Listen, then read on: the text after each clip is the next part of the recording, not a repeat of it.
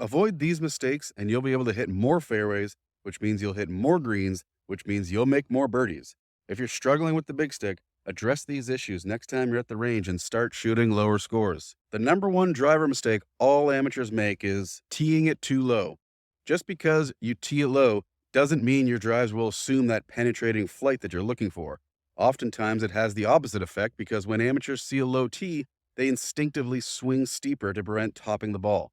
When they swing steeper, the ball gets more backswing, which creates lift and gives the ball more height as it travels. We don't want this, so be sure to tee the ball high enough that your driver can comfortably pass through the ball with some space between the sole and the turf. When your club is at rest, you should be able to see half the ball above the crown of the driver.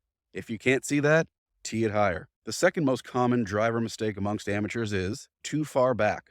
When we see Tiger, Rory, Bryson, and those guys address the ball, they seem to be leaning on their back foot a little bit. This is to help them generate power off the back foot as they rotate through. Most of us are not built the same way as those guys, which hinders us from creating the same power. It's important for amateurs to keep their weight evenly distributed or even a bit forward to prevent the dreaded chunk. When their weight is back, it promotes a club path that swings up instead of through. The swinging up motion causes fat shots or possibly a complete miss altogether. Keep your weight centered so you're stable through impact and can comfortably follow through. Lastly, ball not forward enough.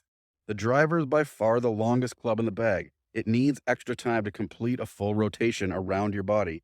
And to accommodate this extra time, the ball must be positioned forward in the stance off the front foot. I often see amateurs setting up as if they're hitting a 5-iron with a neutral ball position. I know it can be awkward to get used to at first. Seeing the ball that far forward is foreign to players the first time they do it.